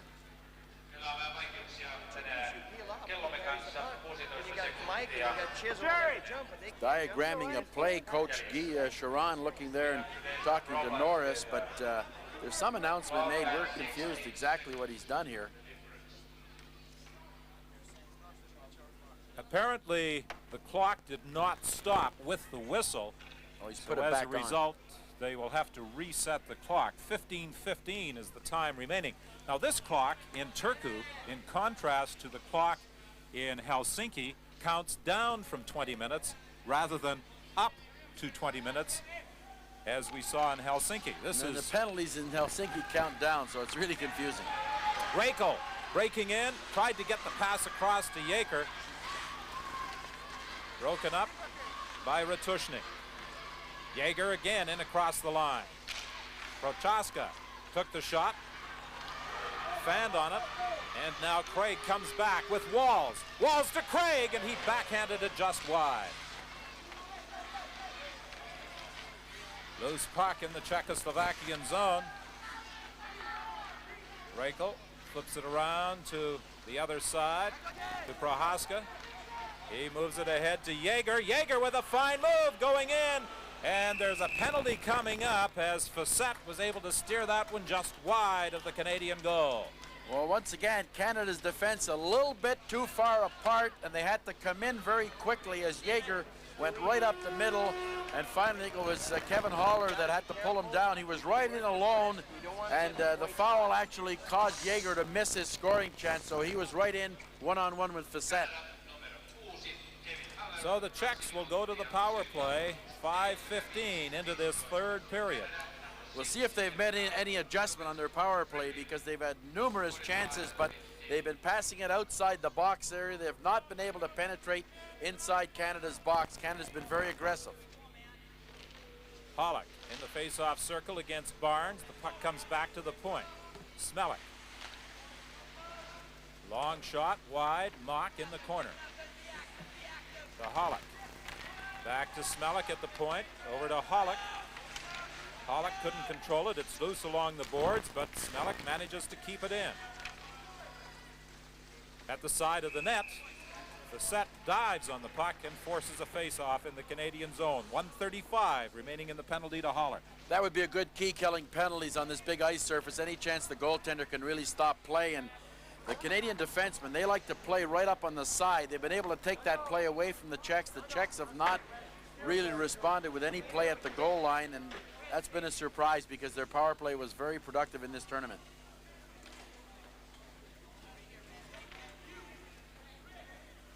Czechs making a change in their power play unit. Pollock, Jaeger, and Reichel are going to be up front, and back on the blue line it will be Prohaska and Vaikulik.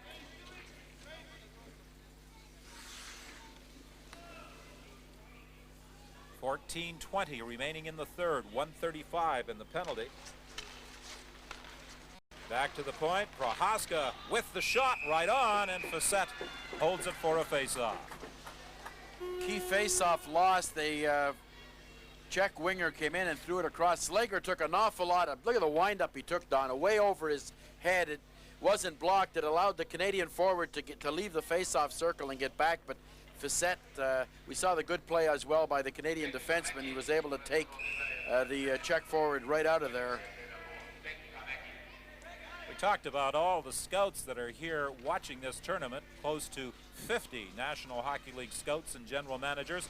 We heard from Ed Johnson, other general managers here, Bobby Clark of Philadelphia, Floyd Smith of the Toronto Maple Leafs, Mike Smith of the Winnipeg Jets, and Neil Smith of the New York Rangers was here until yesterday, but because of the problems the Rangers are having, he headed home, and they wound up with a victory last night over Washington. Well, he went home just in time to see them win their first game in many a game. Rangers having all kinds of difficulty with injuries, and a big game over Washington.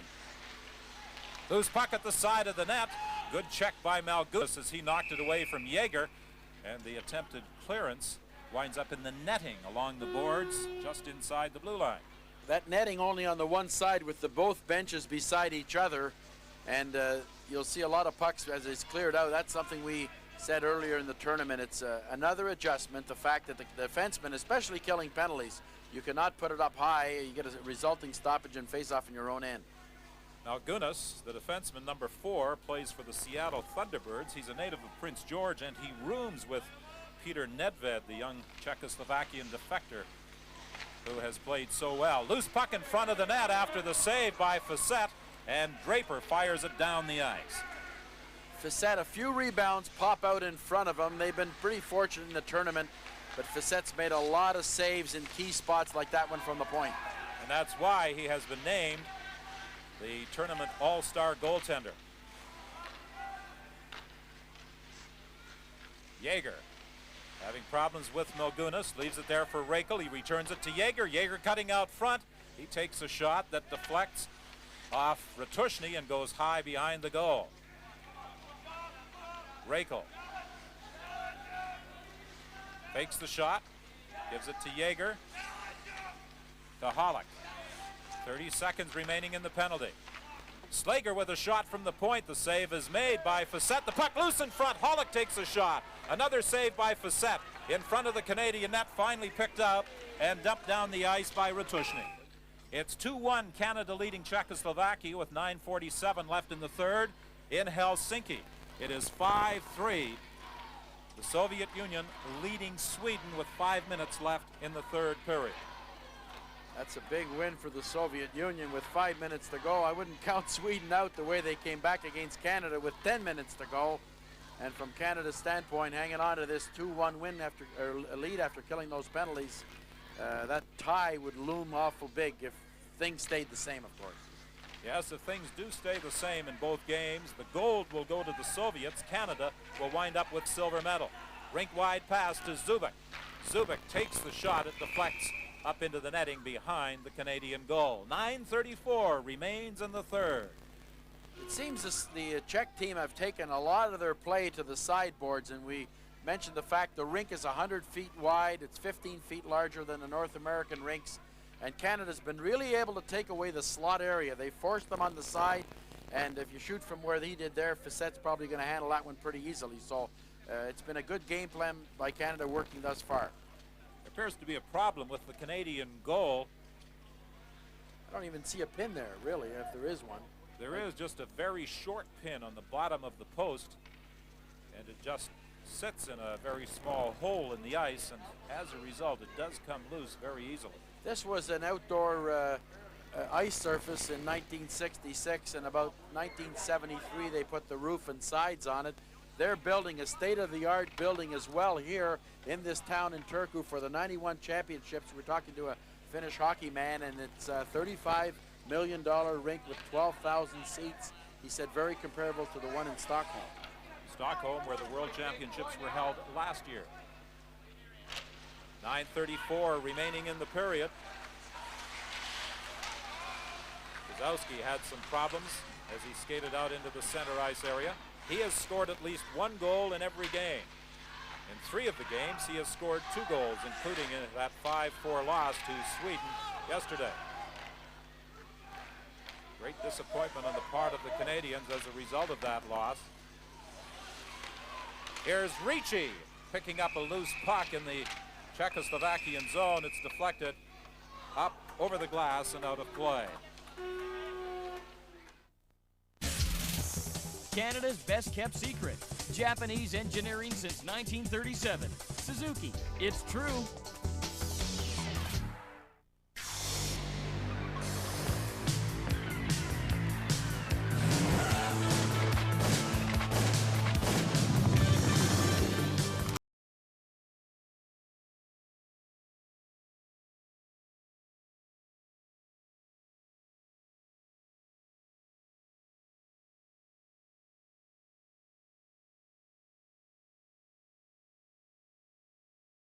Stores now. Rated M for mature. AOL is a totally different kind of internet experience. AOL Anywhere? What a great feature. You can log on to AOL from anywhere in the world. Any computer that has internet access, type AOL.ca, your screen name, your password, and you got your AOL email. It's so easy. My cousin lives in California, and we send instant messages to each other. It's almost like you're on the telephone, but they're talking to you right on the screen. I have relatives in England, so if I want to talk to them, they can find me online. With AOL, it's all right at your fingertips. I didn't see how they could be beaten. They just looked outstanding, and they had those talented players. But one thing that stuck in my mind was that instead of using the whole team, they were using 12, 14 players, and some of the players would sit on the bench with toques on and their gloves and stick set to the side, and were not part of the team or not part of the action. And as the tournament wore on, I think that they, relying on such few players and playing so many games in such a short period of time, that the key players were wearing down a little bit and tiring. David Czechoslovaki draws a cross-checking penalty at 10:55 into this third period. Vaikukul coming off to the bench, and Vaikukul, now, as he is helped over to the bench, gets up and walks very casually to his position on the bench to sit down. The way he went down and the reaction on the ice, one would think he would have been seriously hurt. But as he came off, he waved at the Canadian bench. What he did is he ran interference on Czechoslovaki right in front of the net as the play was being stopped. It was actually after the whistle, and Czechoslovaki gave him the stick. The referee called the penalty on Czechoslovaki. So with a little under 9 minutes to go, a tough call against Canada. Fired in by Kuyina. Pollock along the boards, getting some help from Jaeger as they try to get it loose. Comes back to the line. Kuyina with a shot, the save by Fissette. Brisbaugh gets the loose puck and fires it out into Czechoslovakian territory. It's a big power play for Canada, for Czechoslovakia. Canada killing the penalties so well. The confidence level is very high for Canada. Broken up at the line, a race for the loose puck. Here's Craig cutting in. Craig trying to go to his backhand, moving into the slot area. He had it knocked away from him. It's fired down the ice. Pollock gets it back and then tried to center it. It's deflected back into Czechoslovakian territory. It's strange to see the Czechs really struggling on a power play. In European hockey, they have had one of the best technical power plays, but tonight you wouldn't notice it. 50 seconds remaining in the penalty. Here comes Reichel. He has scored their lone goal. Reichel going around Haller, still controlling it, trying to throw it out front, broken up by Ratushny. Comes to the line, kept in. Ratushny will try and get it out again. This time he succeeds. It's the player that was injured by Kukl right there. Yeah, he didn't waste any time getting back into the game, did he? By Kukl. Moves it ahead to Zubek. He's stopped by Ratushny, and it's fired down the ice and then deflected.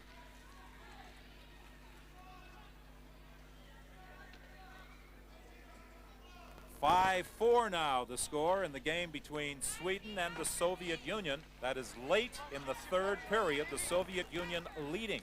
If the Swedes should come back and get a tie and Canada wins, Canada would claim the gold medal. 13 seconds left in the penalty to Czechoslovaki. 7:18 the time remaining in the period. Certainly can't go down any closer than we're having in this tournament, down to the last 7 minutes of this game and the last couple of minutes in Helsinki.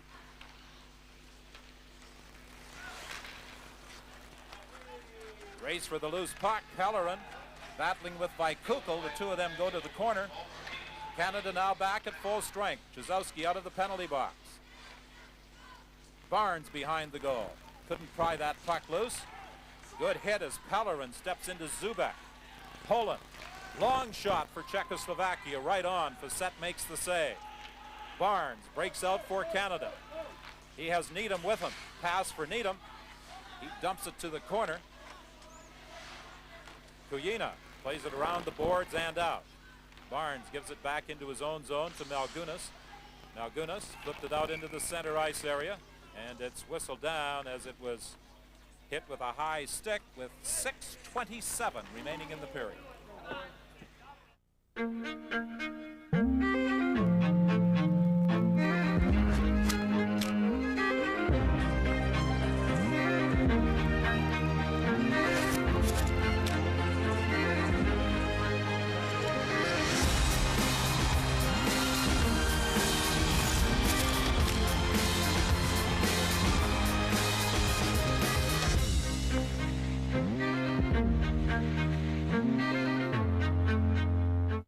ESPN Classic Canada for the holiday season.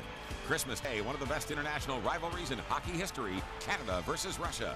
Boxing on Boxing Day. 12 hours with Rocky, Ali, Frazier, Sugar Ray, and more. New Year's Eve, the Montreal Canadiens versus the Soviet Red Army 1975. One of the best games ever. And New Year's Day, golf. We look back at the best of 2002. The holiday season on ESPN Classic Canada. Visit tsn.ca/classic for a complete schedule. World Junior Hockey Championship Classics on ESPN Classic Canada. Presented by your local home hardware and home building center. Help is close to home. Well, Canada is doing its part with plenty of help from goaltender Stéphane Fiset holding on to that one-goal lead. But the score in the Russian-Sweden game, of course, is on the mind of every Canadian. And late in the third, the Soviets are leading there 5-4. And if they win, well, Canada would have to settle for silver at best. I was upstairs for that game, and Dick was on the bench, and I was in radio contact with Dick. And so we knew that the Swedes were coming back, and we knew that with about 5 minutes to go in our game that the Swedes had tied the Russians. And I was relaying that message to Guy. And I think that prior to 6 minutes left in the game, we found out what the score actually was. But we didn't really want the team to know. We felt that the focus may distract from what we had to do in the next 6 minutes. So we tried to keep informed, but we were just keeping it between ourselves, the coaching staff. For us, with the way the tournament had gone up until that point, we obviously know going into that game we didn't have a chance to win a medal.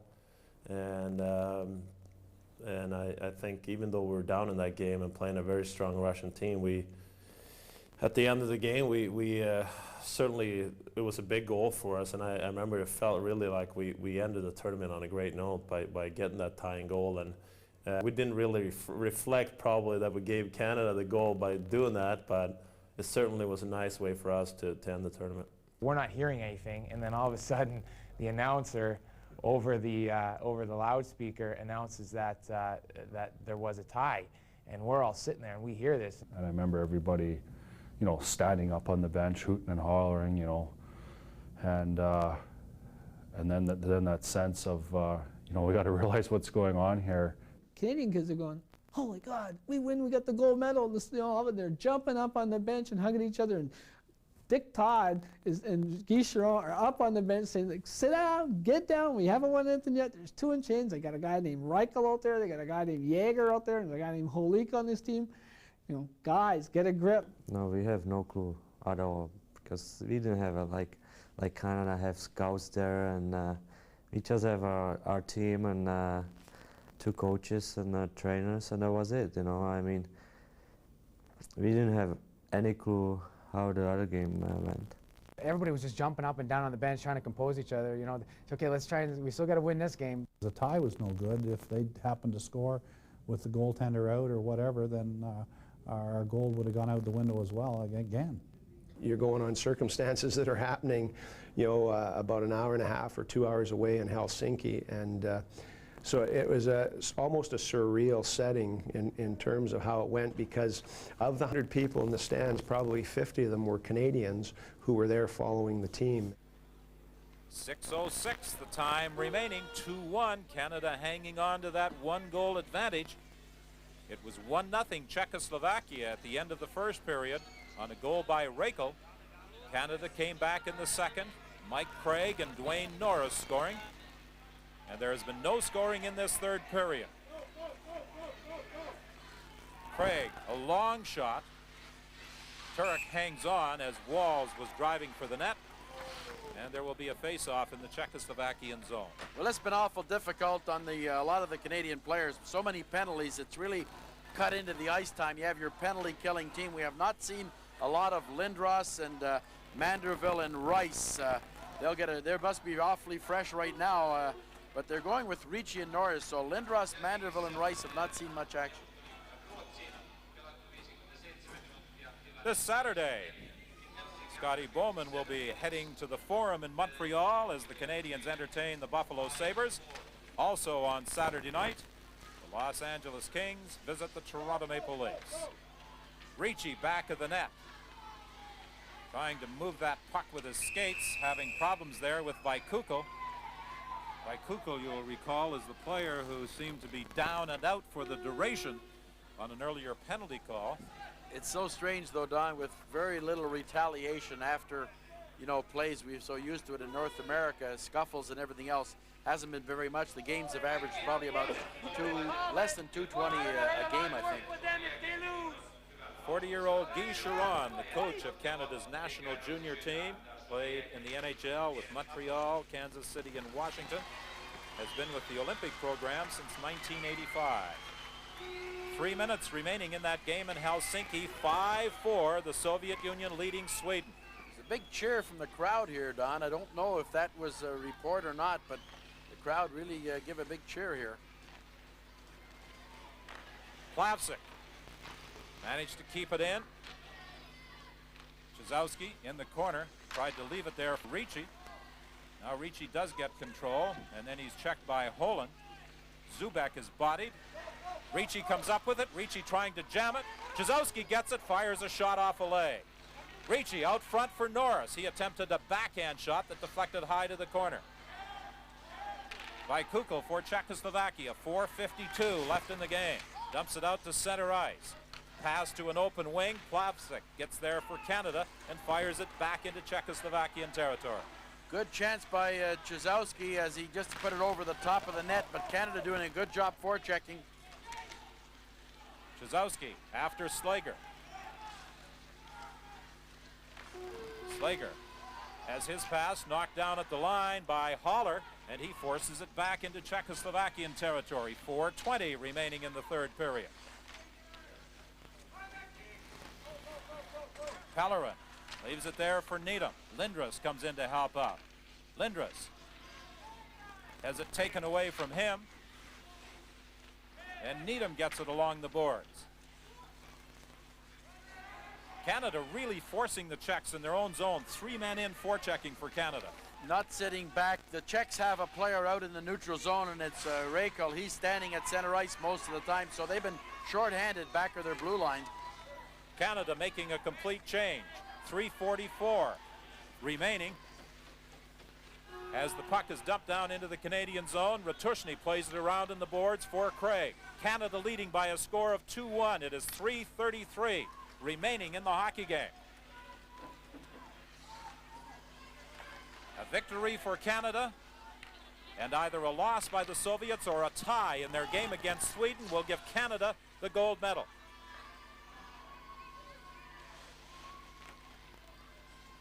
Puck in the corner. Jaeger trying to get it back to the point. Chris Draper now picks it up. Plays it around to the other side for Ratushny. He's tied up. The puck lays there loose. Reichel for Czechoslovakia has it knocked away by Draper. 2:55 remaining in the third. Pass ahead to Craig. He has Walls going in with him. Craig going for the net, slides it for Walls, and Walls was in too deep, and he runs into the net, knocking it off its supports. Well, a final score from Helsinki. The Soviet Union 5, Sweden 5. So Canada, with a victory, can claim the gold medal. We saw the reaction of the crowd as they announced the tie score, and there's Canada knowing with 2:46 to go from a gold medal, playing very solidly in this third period, Don. The Canadian team leading by a score of 2-1, 2:46 remaining, and they have just heard the news announced on the public address that it was 5-5, the Swedes and the Soviet Union. So the Swedes, who knocked off Canada 5-4 yesterday, have done the Canadian side a favor, coming back from a 5-3 deficit to tie the Soviet Union. Here's Brisbois stealing it. Long shot. That is kicked to the corner. 2:24 left in the third. Canada with a chance now to win the gold medal. A victory here will do it. They lead by a score of 2-1. Czechoslovaki circles back into his own zone. Czechoslovaki gives it to Brisbois. It's banged off the boards into the center ice area. Solid checking by the Canadian team. Brisbois fires it down into the Czechoslovakian zone. By Kukl trying to work out of his own zone. He's checked by Ricci. 1:55 remaining. Long lead pass. Too far. And as Ratushny touches it, it's an icing call against Czechoslovakia. Intensity level up as high as we've seen it in this tournament. The entire Canadian entourage standing up, knowing with 1:50 to go, they are not sitting back. This is the key part of this tournament for Canada, getting off the floor, and that certainly that tie. We noticed that Sweden coming back from twice now for 2-goal deficits, both against Canada and the Soviet Union. While Canada and the Soviet Union would wind up in a tie as far as points go, but because of that 6-4 victory over the Soviet Union, Canada will get the gold medal if they defeat Czechoslovakia, and they lead 2-1 with 1:50 remaining in the third period. Lindros in the face-off circle against Hollick. Canada has only beaten Czechoslovakia once since 1979 in this World Junior Tournament, and that was when they won the gold medal in the Soviet Union in 1988. Needham fires it in. A clearing attempt by Kukl is deflected into the Czechoslovakian players' bench with 1:33 left in the game. Canada's defense has done a good job in the neutral zone, and the player for Czechoslovakia, Reichel, is really hanging up high. He's lurking in that neutral zone, so Canada's not looking for any more goals, making sure their defensemen don't get caught in the neutral zone. 5-5, the Soviet Union and Sweden. That means Canada will win the gold medal if they can defeat Czechoslovakia. They are 130 away. They lead 2-1. Here's a pass for Rakel. It's offside. That's the player that they have to really be careful. He's been the most dangerous Czech forward, number 16, Rakel, a Calgary draft choice, and he had a pretty good chance going in over that blue line, just offside on this side. Pellerin, Needham, and Lindros are out there at the moment. Now Draper is going to move out, and I think Lindros will be coming off. They have Draper, who is noted for his defensive skills, out there to take this face-off. The Czechs have got Hollick out there. They've got their top offensive players up front. Flipped in. Turek loves it at the side of the net. Pellerin manages to keep it in. And I'm sure Murray Costello and Ed Chinook back in Canada, when they heard that 5-5 result, suddenly reacted just a little differently to the performance of the Canadian team in this game, as did the Canadian players. Vaikuko was unable to keep it in, and he's being forced back into his own zone. We're in the final minute, 50 seconds remaining. Jaeger in on the right side. Long shot wide of the net. Pollock trying to pick it up in the corner. Jaeger comes in there as well. Now it's dug out by Norris and flipped down the ice. 32 seconds remaining. An icing call against Canada. 30 seconds left. The face-off back in the Canadian zone. Norris tried to get it up high. He made a good play in the corner to come up with the loose puck as Hollick was battling him, and just as he got over his blue line, you know, everybody not wanting to give directions, but he put it up a bit high, and like you mentioned, Don, 30 seconds left. And I think Czechoslovakia has called a timeout, and the Canadian team also taking advantage as Guy Chiron talks to his players, all huddled around them. And there was quite a reaction, as you saw at that Canadian bench when the score was announced from Helsinki, a 5-all tie between Sweden and the Soviet Union, putting Canada in a position to win the gold medal if they can hang on to this 2-1 lead with only 30 seconds remaining. Start to the 90s for Canada's national junior team, and Coach Chiron had a very interested group of players. They huddle around them, even the ones that aren't on the ice, to listen to this strategy with just 30 seconds to go. At this point in time, you do anything, Don, take a penalty, make sure that those players do not have any opening. And this is a strange, we've often seen European teams not take out the goaltender, but he's out now. A very key face-off to the right of Stefan Facette. And Chris Draper will take it against Robert Hollick. Draper ties up Hollick. The puck tied up in the skates of the players in there. Finally, it's pried loose and flipped down the ice. 20 seconds remaining. No icing. Vaikuko forced back of his own net by Norris. Draper forces the play. Norris knocks it back of the goal. 10 seconds remaining. 9, 8, 7, 6. Long shot knocked down by Facette. The puck in front of the goal. The game is over. Canada has won the gold.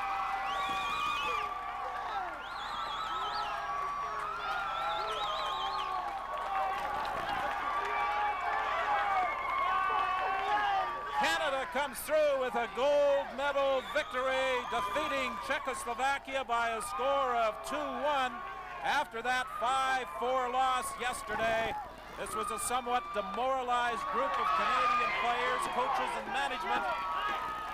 But they got the news late in this game that Sweden had fought to a 5-5 tie with the Soviet Union. And they knew that with a victory, they would claim the gold. And what a determined effort by this Canadian team. A 2-1 triumph over Czechoslovakia, a team that many people early in the tournament had picked as the best team in the tournament. However, the Czechs lost twice. They lost to the Soviet Union 8-5, and then this 2-1 loss to Canada that results in a Canadian gold medal. I remember, you know, not only are you so excited about winning and having it happen and in such a way that it was in doubt prior to the game that there was any hope, and then having it happen, and then the relief as well that you'd accomplished something that on paper didn't look like it maybe should or could happen given the talent level that you were facing. It was very exciting, and it was a lot of fun. I mean, it was a great experience. To this day, I still, like you said, I still get shivers. For you know, I'm 16 to 19 years old to represent your country, to be a gold medal champion, you know, it's an unbelievable feeling.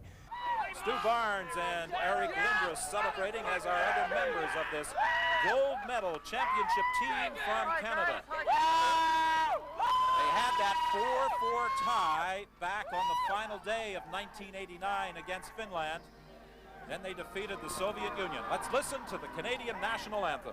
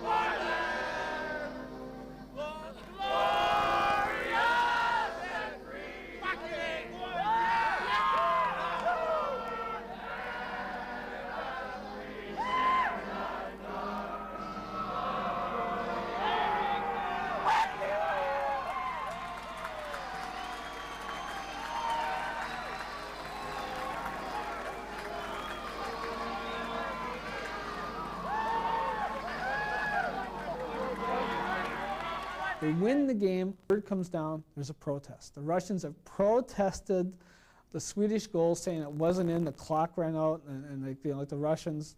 So the Canadians have to have a 2-hour drive back to Helsinki, not knowing, because there's no cell phone communication, if they'd won the gold or not. So they get back there. We arrived, and the Russians had obviously left the rink in Helsinki, gone out to eat, and at the same time we were getting off our bus, the Russians came trudging down the hill.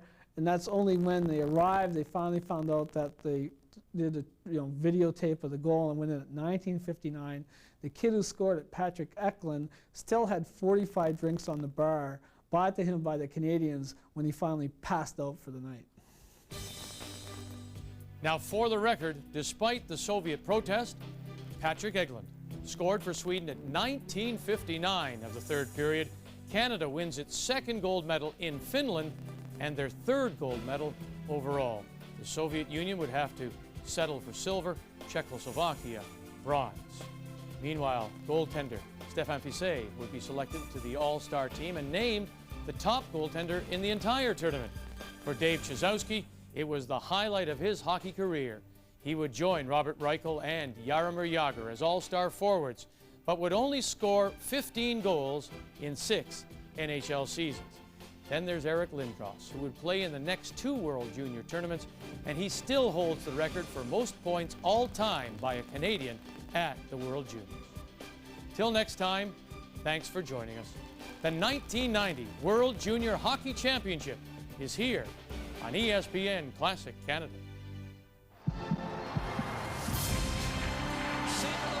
It's a gold one for Canada.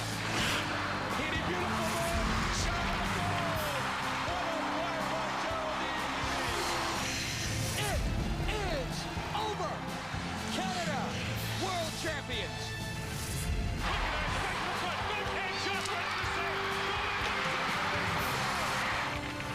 Canada, world junior hockey champions for the 5th year in a row. It's mission accomplished. Canada grabs gold. They are world champions.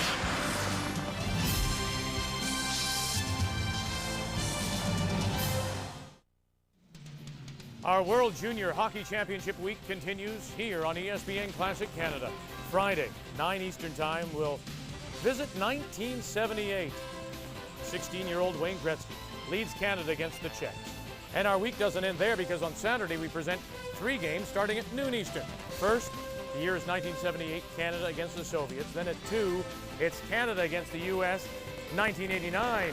And then at 4, Canada-Sweden, 1993. On Sunday, our day kicks off at noon Eastern, a game between Sweden and Canada from 1996, and then we'll end the week with a game between the U.S. and Canada, 1997. And be sure to catch the 2003 World Junior Hockey Championship from Halifax. It starts